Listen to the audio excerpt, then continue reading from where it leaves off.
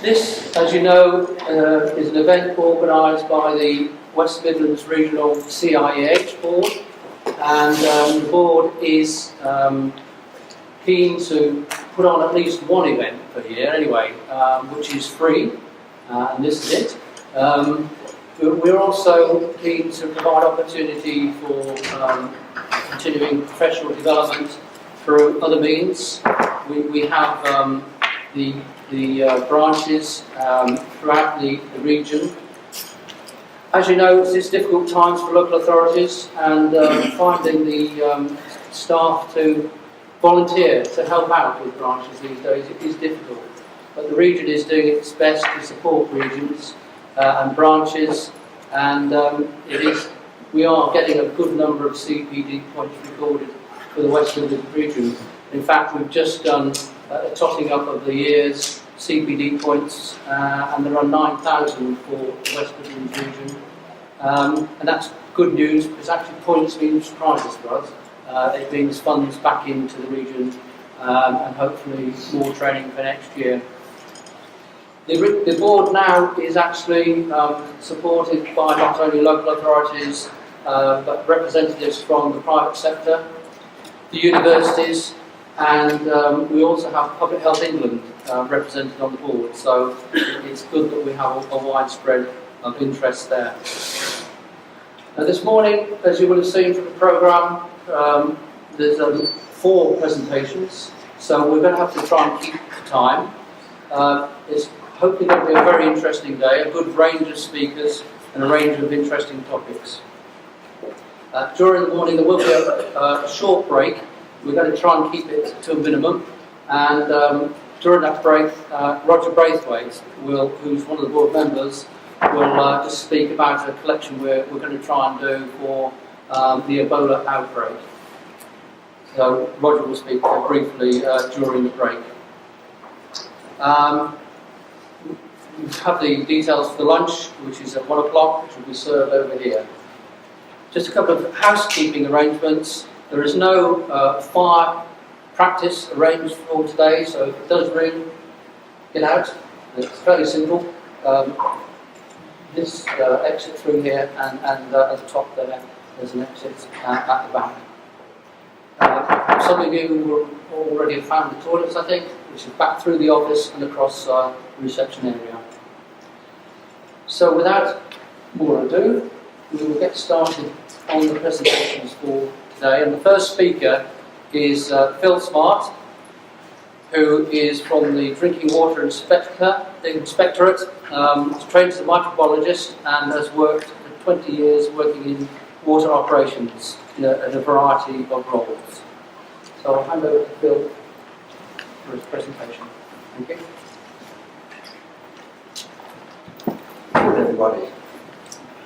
I'm pleased to have this opportunity to talk to you about private water supplies, and in particular regulation and risk assessment. I realise that's probably not the most exciting subject maybe to begin the day with, regulation and risk assessment, but I'll try to keep it as light as I possibly can.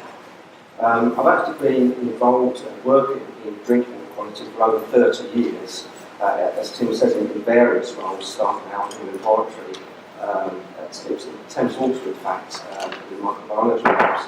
And over the last 5 years I've worked in the Drinking Water Inspectorate, which is a regulator essentially. I was asked 2 or 3 years ago to join the private water supplies team within the Inspectorate. The whole concept of regulations for private water supplies was relatively new. There were regulations in place that go back to 1991, but new regulations were implemented in 2009-2010, and that's what I'll be basing most of the slides on this morning. Just by way of introduction, the Drinking Water Inspectorate sits within DEFRA, actually. Some people believe it's quite a large department. DEFRA is, of course, but the DWI is less than 40 people, a quarter of which are support staff, and we cover drinking water quality across England and Wales. There are other regulators which do the same job in Scotland, Ireland and Northern Ireland. And our principal role is to enforce the regulations for public drinking water, to say in England and Wales. And this is all based on regulations which came into force in 1990. Since 2009-2010, we've taken on this additional role since the implementation of private supply regulations. And this is technical advice and support. And that's to local authorities. I'm sure some of you will know, maybe be involved, that local authorities are actually the regulator for private supplies. So although DWI regulates drinking water supplies for public supplies, it's the local authorities who undertake risk assessment and monitoring for private water supplies. So it's a relatively new and quite onerous task, I have to say, for local authorities. Come at probably a very difficult time with all the cost savings that are going to be made across all local authorities. The DWI also acts as a collection point for data returns from the local authorities. So they essentially do all the hard work of risk assessing and gathering data, and that includes sampling. And all of this information is brought together at the end of January of each year. So at the moment, I'm sure local authorities are busy collecting that information for reporting for January 2015. Now, some of that data will be reported to Europe under the requirements of the Drinking Water Directive, but a lot of it is actually just used for national monitoring purposes, and that information is put together in the Chief Inspector's annual reports, and that's something that we're doing at the moment, and that's all available on our internet site if you want further information. There's lots of case studies on there that we've collected throughout the year. And one of the jobs that we do is to actually field inquiries that come in from a number of sources. That's on top of the work that we do in terms of attending forums, lectures like this, going out and assisting local authorities on the site with private supply, risk assessments, all kinds of things. But on a day-to-day basis, we get lots of inquiries coming in from a number of sources. So that's really just to give you some idea of the number of inquiries on private supplies that have come in over last year. And this comes from the Chief Inspector's report last year. So you'll see the vast majority of those, not surprisingly, is from local authorities, all busily trying to understand what their requirements are and what they need to do to satisfy the terms of these regulations. Owners of private supplies as well get a few of those, and the others are probably installers, water treatment installers perhaps, and mainly consumers of private supplies, and a number of people. So that's one of the areas that we assist local authorities in. So if we just compare public and private supplies then, you'll see there that across the population of the UK, it's roughly only 2% which are served by private supplies. So not many really, compared to 98. And so the responsibility for public supplies falls under the remit of water companies, so they are obliged under these regulations to comply. As I mentioned, we're the regulators. And there's the water supply, water quality regulations. There's an error there I want to point out. That should say 2000 as amended, not 2009. It's the private water supply regulations, which are 2009, 2010 in Wales, and they were implemented in 2010. Now, one of the main differences is that we regulate the water companies, so we have the power to enforce. Local authorities also have the power to enforce under these regulations. The difference is they have to enforce on owners of private supplies and users, which in the real world is really quite difficult. Larger scale water companies will comply once we make recommendations and add a certain amount of pressure, if you like. Local authorities have to face up to the owners themselves, so they can find themselves standing on the edge of a property with a farmer holding a shotgun up to the EHO and saying, "You're not coming on my land, this is private." So there are some fundamental differences there, but we hopefully help in resolving some of those as we go along. So only 2% of water supplies to the population in the UK are from private water supplies.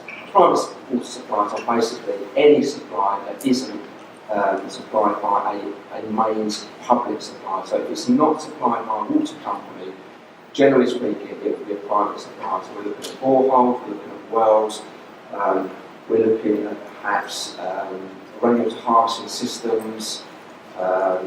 There's also a very strange regulation called Regulation 8, which is mains water derived, but it's where water has been further distributed to another consumer who isn't a customer of a water company. I wouldn't get too hung up with that at the moment. It's just another example of what a private supply is. There are details on our website for those that want to sort of delve deeper into that. So why all the fuss then? Only 2% of populations, does it really matter? Well, obviously this is all about public health, so 2%, 98%, whatever. In the Western world, we expect water quality to be on a decent and wholesome standard. And wholesome is the word that's used. This is derived from the Water Drinking Directive from Europe. So if we just look at some statistics, going back to 2006, we can see that 30% of quite a large number of samples taken from private supply between 1992 and 1998 contained E. coli. So obviously I don't need to tell you that is not a good sign in the first instance. So we're looking at fecal pollution.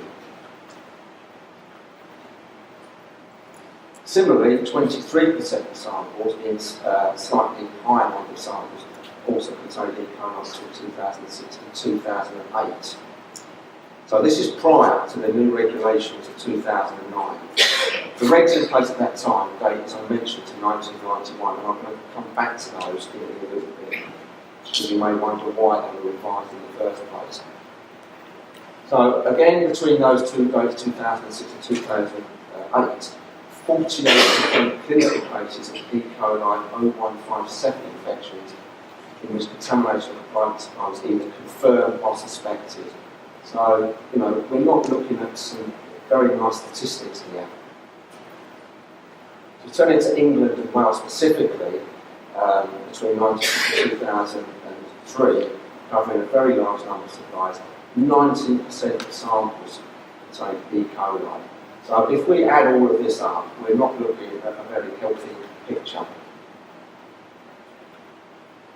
More worrying, 36%, which is an extremely high number actually, of water-related disease outcomes were associated with private supplies.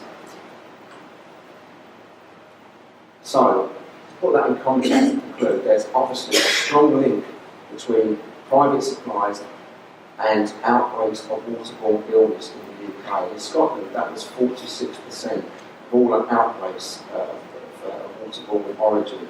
So, getting on for 50%, which is really quite frightening in this day and age. You'd be looking at something almost comparable to a third world country.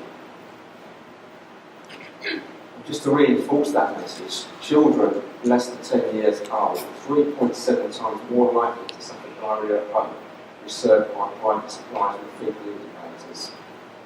So you can understand why new regulations came into force in 2009 to address some of these really quite worrying statistics. So going back to the good old days of 1991, yes, there were regulations in place.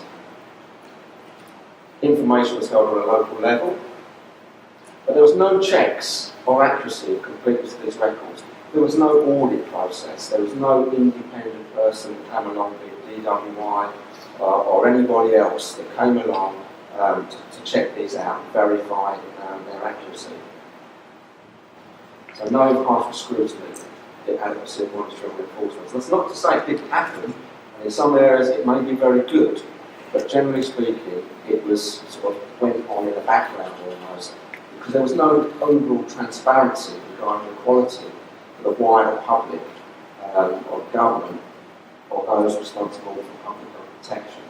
So this was all going on, but not really doing the job it was designed to do, quite honestly, and overall it was pretty inadequate. And in fact, the UK were unable to report to the European Union on the quality of private supplies, which was actually a duty at that time. So there was clearly a big deficiency in every respect.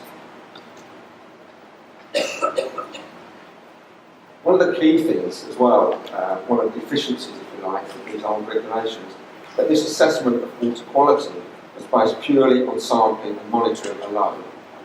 That's the way things are done traditionally, but nowadays, risk-based approach is the way forward. Now, I'm now going to just cover the legislative framework. I'm not going to go into any detail because I'm sure you don't really particularly want to know the ins and outs of all the legislation that's available. There is there are lots of it. This is all available on our website, should you want to delve deeper. The key thing is the regulations in this country are derived, be it public supplies or private supplies, are all derived from the Drinking Water Directive, which is from Europe. This is all put into law through the Water Industry Act 1991, and that's a large document. As I've got there, it shows the high level responsibility of water companies and local authorities. It's all about their duties and their enforcement powers, which is actually quite critical. One of the key things as far as private water supplies is concerned is that it actually defines this word domestic purposes. Because private supplies and indeed public supplies have to be wholesome, which again is a definition which comes under the Drinking Water Directive. They have to be wholesome for domestic purposes, and domestic purposes is defined, and I'll come on to what that means in a moment. And it also defines this word relevant person, which is a bit of a cover-all, really. So the Drinking Water Directive is transposed into the Private Water Supply Regulations and it's made law by the Water Industry Act 1991. So who is the relevant person then? Who applies when it comes to private water supplies? Well, it's basically anybody really that has some kind of interest in that supply or ownership of that supply, or they consume that supply. So owners, occupiers of premises, any other person who exercises power of management or control. That's probably a key one. That could just be a situation where some chap who's looked after that supply for 30, 40 years. And bear in mind, some of these private supplies, these boreholes and wells, I've been to some that date back to the 17th century. And to be quite honest, not much has changed in that time. And the general perception is that private supplies, a supply for a borehole or a well, is good quality. And that probably, in my opinion at least, springs from sort of commercial aspect of mineral waters and bottled waters. That this water is pure and it's good. Well, actually, as we've just seen, it's not very good at all in most instances.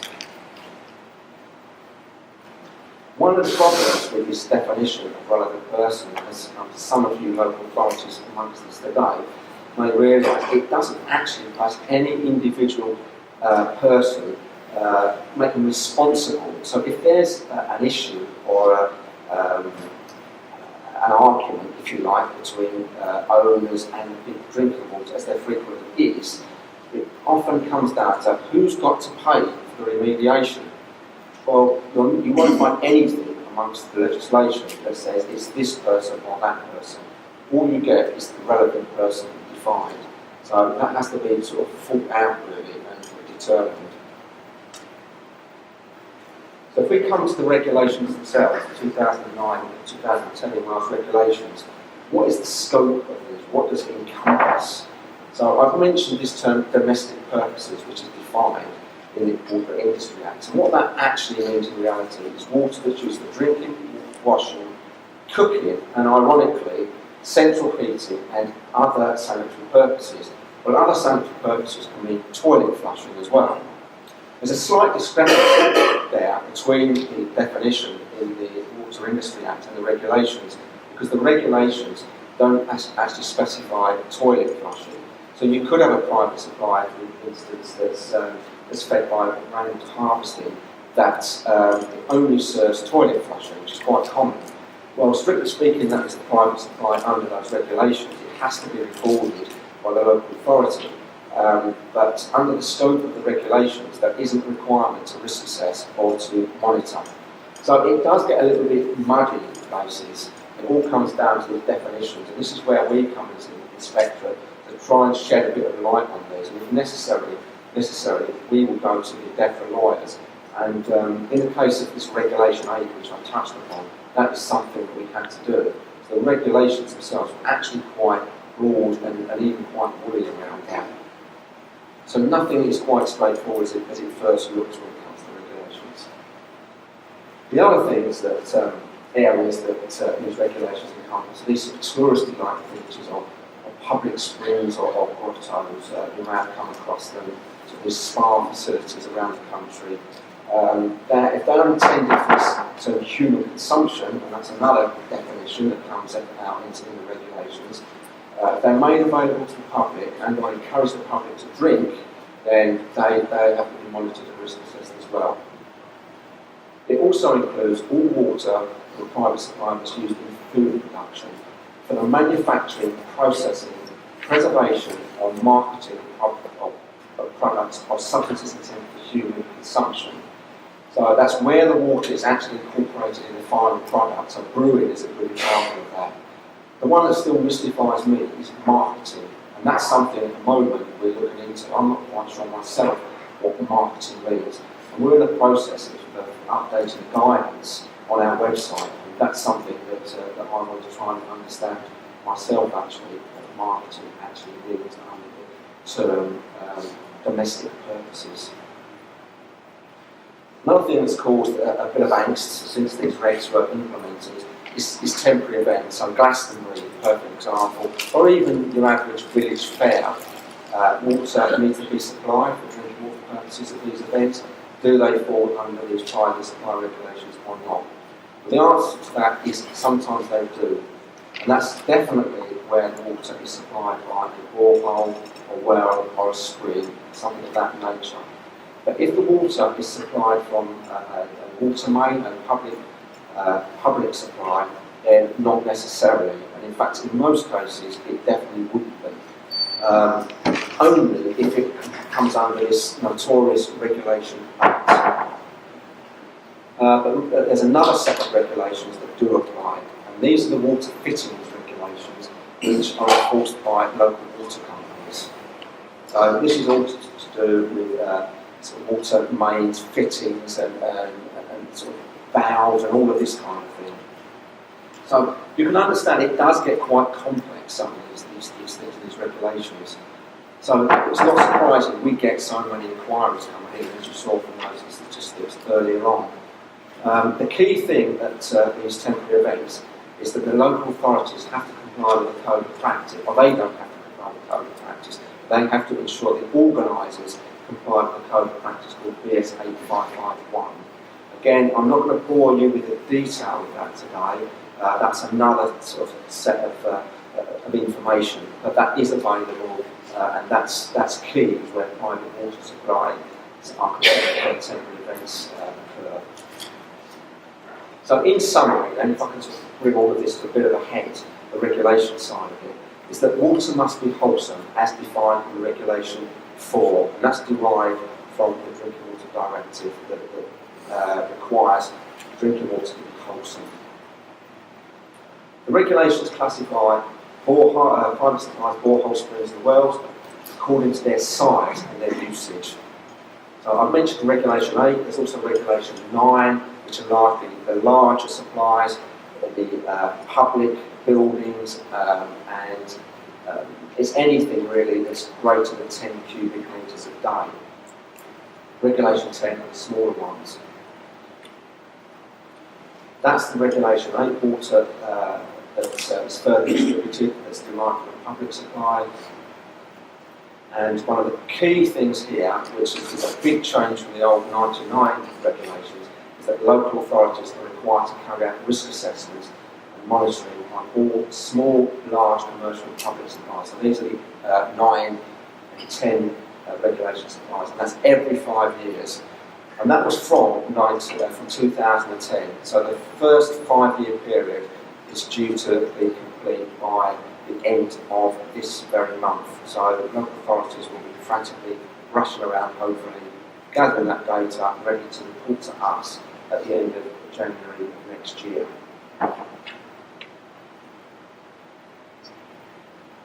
Another key aspect of these regulations is they give powers of enforcement to local authorities to serve notices.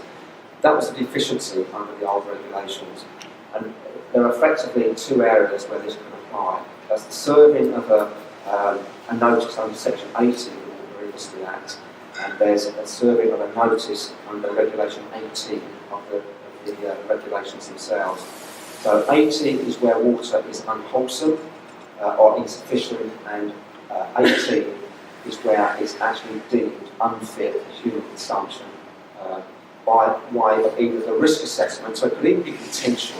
If local authorities identify a deficiency by virtue of the structuring, maybe the borehole, and it's unfit for human consumption, they have a duty, in fact the word is must, serve a notice to ensure that that is remediated within a specified time frame. The other aspects of this is all chargeable to the owner. So where previously an owner of a private supply would have an environmental health officer come along perhaps once a year, take a sample, everything's clear, tick the box, job's done. Nowadays there's this requirement for a risk assessment every 5 years, there's monitoring on top of that, and just to add insult to injury, they have to pay for the pleasure as well.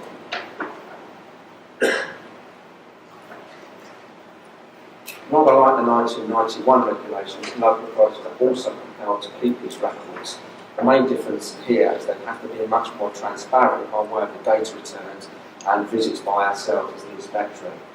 There's also this area around products and substances which kind of ties in with the water fittings regulations that I mentioned. And this is about fittings that are in contact with water. They must be approved under another regulation, which is Regulation 31 of the Water Quality Regulation 2009. But, as I mentioned, the key thing around these regulations nowadays is that it's a risk-based approach. The whole concept of a risk-based approach came in 2004 when the WHO issued guidelines for drinking water quality, and they recommended that all water suppliers, all water companies develop and implement water safety plans in order to systematically assess and manage risks. So that's been going on 10 years now. And since that time, 2004, governments and all regulators, which now includes local authorities, have increasingly embraced this general concept. So I've just given a quote there, an up-to-date quote there from 2009, which is the exact date when these regulations came out and were implemented the following year. So a risk-based approach is the most effective means of consistently ensuring that safety of a drinking water supply is through the use of a comprehensive risk assessment and risk management approach that encompasses all steps of water supply and catchment to consumer. So one of the first things that the Drinking Water Inspectorate did when the regulations were implemented was to develop a risk assessment to assist the local authorities in exactly that. So what can we say about this risk assessment approach then? So Regulation 6 is the one that requires the risk assessment to be done every 5 years. But the reason behind this is to establish if there's a significant risk of acquiring water. There's actual potential. So you don't have to prove it by way of the sample results, although most notices that we get sight of are generally where E. coli or some breach of the regulations of actually being identified, be it pesticide or some other chemical. As I mentioned, it could be potential.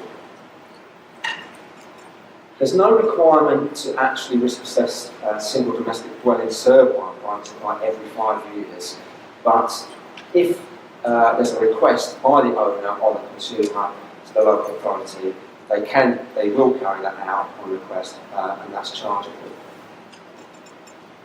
So I've mentioned that we developed this tool in 2012, and that's now available on our website for all local authorities to use, and that's since been refined and is now covered by a non-commercial government licence. That's something that we developed in conjunction with local authorities, 9 in fact. They helped us trial this on site and inputted in quite a big one, which is very, very useful. The risk assessment covers the whole process from source to tap, so from the catchment area right the way through to the consumer's tap. All of that has to be risk assessed. And that tool itself incorporates guidance for each hazard, and it's all about taking into account existing control measures as well. There was an old risk assessment which was developed by the Scottish regulator, but one of the deficiencies of that, it didn't take existing control measures into place. So that meant everything came out as high risk effectively. So from that, an action plan should fall out. So that is essentially a to-do list. The way it works is that hazards identified, source to tap, and a risk rating value. So it's not a score as such, it's a rating. Very high, medium, or low. For each and every hazard. And then a likelihood score with an inbuilt severity score is then used to come up with whether it's a very high or down to low risk state. So we've tried to make that as easy as process as we possibly can, given that it can be quite a lengthy process, and there's a whole schedule, if you like, of hazard questions that has to be asked. So beginning with the catchment then, so from a private water supply point of view, the risk will begin with the catchment. So that is a nice pretty picture of the countryside there. And at first you probably sort of can't identify what the hazards are. It's very idyllic actually. And this is just a rural example. The vast majority of these private supplies are, not surprisingly, in remote places in the rural area, but there are still quite a number in urban areas. If you look a little bit closer at this, either side of the river there, you can see different farms. The one on the left are the good guys, the bad guys, and the one on the right are the good guys. So we've got lots of slurry working its way into the river there, as you can see. We've got lots of cows going down into the river to drink. We've got a nice pile of dung over on the side there. And if you look to the far left, you can see the tractor makes its way through the tributary that enters the river. All of this will add contaminants. So we're looking in that case of fecal contaminants.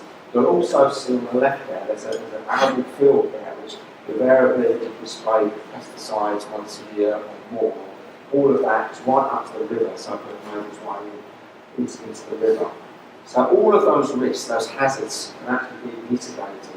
And the farm to the other side highlights that. You can see there's lots of bunded areas, and the cows are prevented from going right down to the actual river's edge. There's an area where the sheep are there, but that's contained. It's a little fencing area where it contains, so it's controlled and it's managed. All of these things are about controlling and managing. Now that the public supplies as well, because that looks like it makes its way down to a large level, possibly even a reservoir. That's not to say there's not lots of private boreholes and wells around that area. In fact, many of farms supplied by private supply dating back, as I mentioned, many years. So that's an example for a rural area. The urban areas can be really quite worse. If you look at places like Wolverhampton, perhaps, and Manchester and London, traditionally this is where the Industrial Revolution began, and there are lots and lots of sites which are no longer industry sites, but the pollutants and contaminants from those are still in the ground. They will make their way into the water systems, into the aquifers, and all of that will prevent this over set of hazards which need to be mitigated. So if you have got a borehole and you're drawing some of this water, this is what the headworks should look like. So if a local authority is carrying out a risk assessment and you're looking at a borehole, this is the Rolls-Royce version of what you'd like to see. What you see there is actually that the headworks slightly elevated from the ground, but it's also within a brick-built structure with a very robust roof and you look to the left-hand side of the edge there, I've not got a pointer so I can't show you, there's drainage as well. So even if water got in, it's elevated and it will drain away. They're very, very basic things really. The works itself have got a plate on the top and all the elements of pipework and wires that go in should all have sills around the top to prevent any ingress water going in. Unfortunately, this is what a lot of them will look like. So this is a bad example, or not as bad as some that we've seen. I'm sure some local authorities have seen. So it looks nothing like the diagram that we've just seen, which is the perfect world. Unfortunately, we all live in a real world, and this is the kind of things that we come across. It probably isn't quite so bad, but one of the things that I noticed there is that although it's got a lid on it, it's flat to the ground and there's grass around it, so it's not going to be in its own building. So all number of hazards can manifest there and ingress into that borehole. It looks a bit of a mess, quite frankly. And that's a real example that we see on the left. So the local authority risk assessed the job, and through the process required the owner to mitigate those hazards and risks. And this is the outcome. So this is what it looks like after. So quite clearly some considerable developments there. Quite often, many an owner is not really happy about spending out on all of this equipment, particularly if they say that their sample results over the last 30 years have all been good. Why are you telling me to spend this money now? It's all been fun, and I've been okay thinking, and all my family's been drinking this for generations. Well, that's all well and good. They've probably developed an immunity to it over the years. That's not to say that visitors or they sell their property don't come along and they start drinking it and get illness. And also, the sampling may have occurred at the time of the year when the hazards don't manifest. Hence the reason to take this risk-based, proactive approach, find the hazards at front end and mitigate them before an outbreak actually occurs. So there's some examples, some more examples, there's some real examples. There's a classic old brick chamber now. In itself it looks quite clean, quite neat. It probably goes back to the 30s maybe, perhaps even earlier. But again, it doesn't look as though it's in a building. This is just a chamber actually, so it doesn't necessarily need to be in a building. But some decent cover or sill, ground cover, would be appropriate. Some of the more historic ones up in the moors, for example, purely just an old stone across the top of it. All very quaint and all very nice, but we quite often have cows grazing around the area, and it may be at the bottom of the hills, any rain will be coming down and enter under the stone and cause contamination. Arguably the best mitigation, you could say, is just install treatment on all these supplies. That's the easy way to do it. Well, that's all well and good, but it can cost a lot of money. Farmers in particular are not very keen on spending money. Maybe not the case, but who does like spending money? And sometimes this can be considerably expensive, very, very expensive. So you need to understand what the catchment risks are, like we just seen. And it may be that the risks from the catchment are actually quite low. So the type of treatment that you may want to install doesn't necessarily have to be very elaborate or very expensive. A UV system, for example, may do the job provided that it's managed and maintained. That bottom example there, I just would like to say what's in that particular chamber there. All very nasty, it certainly looks like something has died in there at some point. So this is some of the things that local authorities will come across. There's also distribution hazards. So once the water has entered a distribution system, a system of mains and tanks, systems, there are all kinds of risks associated with that as well. And this is where this regulation 8 comes into play, perhaps, and also where the fittings regulation, which is enforced by water companies, also come into play. But where there is a private supply, and if you look at the far left-hand side of the borehole, then there's a requirement for that distribution to be risk assessed. Now this is something I've just developed for training purposes, and I don't intend to spend much time on it, but just by way of example of hazards, If we look around that system, you can see that near to that borehole there, we've got an animal trough directly off of it. It's located in a power field and it's got no protection around it.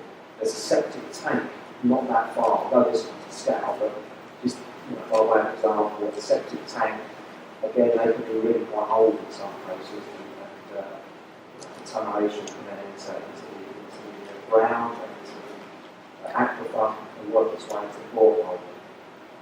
We've also got lots of potential breaches of fitting regulations to do with lack of backflow protection. If you look on the left there's a cross connection with the public supply. So all of that will need to be looked at. Got a nice fuel tank there, right on top of the clean water tank. So if you work your way through there's all kind of hazards. So this is something that we use to assist local authorities to understand what might be out there. Another thing that we ask them to do, not just tell them but it's a very good idea to speak with water companies and engage with water companies and share some of the information. Bearing in mind that water companies have been risk assessing catchments since 2004, when this idea about risk-based approach was first mooted by the World Health Organization. So I've kind of touched on treatment, and here's just a nice picture of what we'd like to see, and that would give you a good idea instantly when you saw that things are pretty well maintained and looked after. On the left there is just a little example of some of the hazard questions that the BWI's risk assessment tool asks. So you work your way down that list there, and there's guidance for each and every question for that. And then it's purely a case of yes or no, adding a likelihood score, and it will say whether that hazard presents high or low risk. Again, back to the real world, that's more likely. That's what they're likely to see more often than not, actually. That's not to say that it's not doing the job it should be doing, but it's not particularly inspiring at first glance. In fact, you can get examples where actually that's pretty well looked after and managed, where the previous one may look pretty good, but if somebody has installed that, paid out a lot of money, but actually they've not got a clue what it does or how often it should be looked after or maintained, then that's worse than that, in fact. Management and maintenance is key. What you see there is a filter unit. So it's an example where, yes, the appropriate action and appropriate treatment is in place, i.e. filtration, because clearly there's a risk of sediment of some kind from that source. But on this occasion, the filter hasn't been changed on a regular basis. So clearly that's going to not work, the treatment's not going to work, and there's going to be a bit of a problem which will manifest at least with taste and odour problems, or worse than that, as illness from a young child. So I'd like to sort of bring this up to date. So we've had a few years now of monitoring and risk assessing these private supplies under these regulations, and what we've found so far is that 7% of tests are not meeting the standard, and that was in 2013. The trend is coming down. That compares to large frightening almost 10% in 2010. So we're getting there, but it's still not great. So there's a lot of work to be done. And if you compare that with when the private water companies implemented their regulations in 1990, they started out with a 1.6 failure rate, if you like, in 91, and 20 odd years on, we're now looking at a compliance figure of 0.03%. So lots of work being done there. You may argue, well, that's all well and good, water companies get the money, they have to actually fight for that money to get that, and there's lots of regulation in place to ensure that that money is correctly spent and it mitigates all the risks. If we lived in a perfect world and everything was wonderful, there'd be no need for a drinking water regulator, i.e. the BWI. But I can assure you that we are kept busy on a day-to-day basis, and that's just public supplies. So looking at private supplies, there's a long way to go, and that's not surprising given some of the history that I talked about earlier this morning. But things are headed in the right direction. We're very confident in local authorities. Everybody's getting to grips with it quite nicely now. It's all very reassuring. So just to put that in graphical form there, since 91, the blue line at the bottom, that's private water companies, and the green line is starting right at the top there, right around about sort of 10%, working its way down to 7 in 2011. So that's going to take some time, I'm sure, particularly given the resources in local authorities these days. But nevertheless, that work is there to be done, and the inspectorate is there to assist along the way. That more or less completes my presentation on private supplies and regulations this morning. If you do require any information, we're always available, either by phone or by website, or the inquiries line, in fact. And there's a number of reports and a whole host of information on our website, right across private and public supplies. And for private supplies, we've developed a particular area for local authorities, owners, consumers, and water treatment installers, just to make that a little bit easier to find the areas that you need. And there's our contact details of the inspector. I should be around at least till lunchtime today if anybody wants to come up and ask me any questions. So thank you for your attention this morning. Well, can we thank Phil for his presentation?